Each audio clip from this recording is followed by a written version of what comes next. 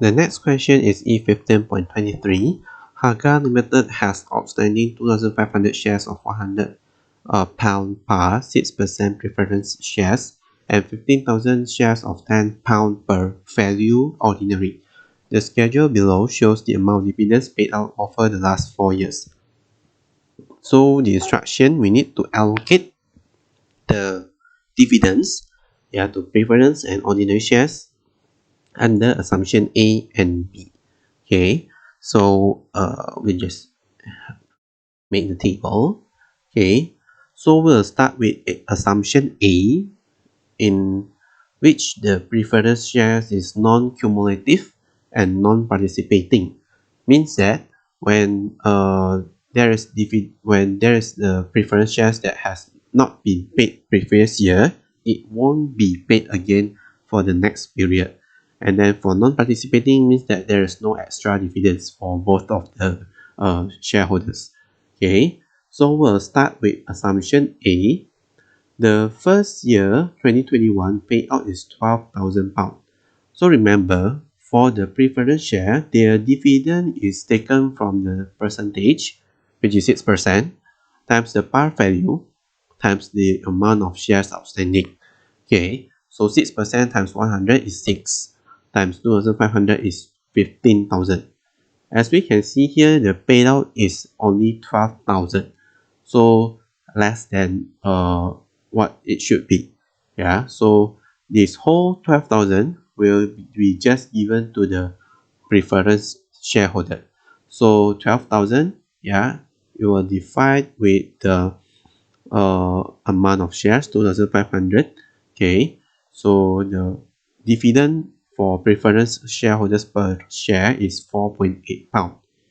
Because all 12,000 has been given to the preference shareholders, so 0 for ordinary shareholders. The next year is 26,000. Okay, so for the preference shareholders, the amount of the dividends will be just the same every year. So 15,000 under this assumption.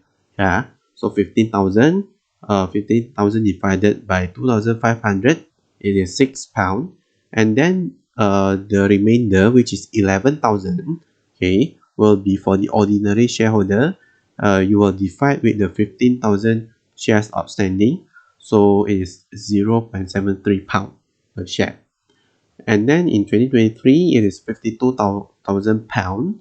So for the preference shareholders will be just the same every year. Okay, so 52,000 minus 15,000 is 37,000 given to the ordinary shareholders.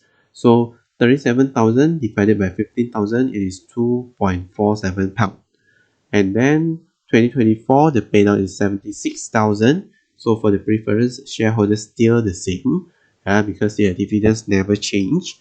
For the ordinary, 76,000 minus 15,000 is 61,000. So the whole 61,000 is given to the ordinary shareholders divided by 15,000 shares. So the dividend per share is 4.07 pound for ordinary shareholders. That is for A assumption. And then B, it is preference shares with the feature of cumulative and fully participating. Means that the dividend in arrears will be paid when the dividends payout is enough. Okay, and fully participating means that if there is an excess after the normal percentage of uh, dividends already paid out, and there's the amount remaining, will go on to the calculation of the participating dividend for each of the shares. So for the 2021, still the same with the A assumption, because it is not enough to cover the whole amount of the preference shareholders dividends. So we'll have the same result, 4.8 pound for the preference shareholders, for ordinary 0. And then in 2022, okay, we'll make this calculation already. Okay, so for the preference shareholders, each year is 15,000, remember.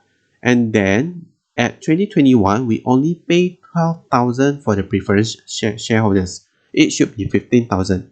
So we still have the another 3,000 that must be paid to the preference shareholders. Yeah, so 15,000 you add by 3,000 is 18,000 that we should pay to the preference shareholders at that year, which is 2022. So 26,000 minus 18,000 is 8,000, which will be given for the ordinary shareholders. So the dividend per share for preference shareholders is 7.2. For ordinary shareholders is 0.53 pound. There is no amount available for the participation. Okay, so because 6% for ordinary shares should be 9,000, but here is only 8,000. So there will be no amount available for the participation. And then in 2023, okay, we'll start using this calculation. Okay, so for the preference share it is 15,000, for the ordinary is 9,000, so in total is 26,000. The payout is 52,000, so we still have the amount for the participation. Okay, so 52,000 minus the 26,000. Okay, sorry, 24,000. Okay, so we will have the amount available of participation is 28,000. And then the par value of shares that are to participate, it comes from 2,500 times 100 plus 15,000 times 10. Okay, so 400,000. And then rate of participation is 28,000 divided by 400,000, which is 7%. And then the participating dividend for preference share is 7% times 250,000.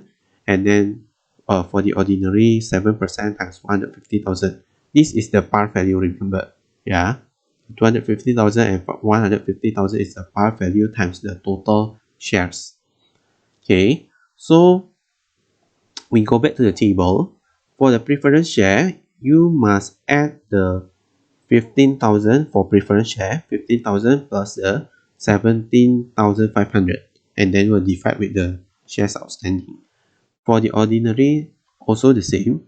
Yeah, you take the first dividend plus the participating dividend, yeah, and then divide it by the total shares outstanding. So 13 pound for preference shareholders, 1.3 pound for ordinary shareholders. And then the last one for 2024, you will go on to the same process. The amount available for participation is 52,000 divided by 400,000. The rate of participation is 13%. So you calculate the participating dividend for both shares.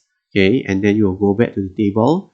For the preference, you use 15,000 plus 32,500 divided by 2,500. And then for ordinary, you use the 9,000 plus 19,500 divided by 15,000.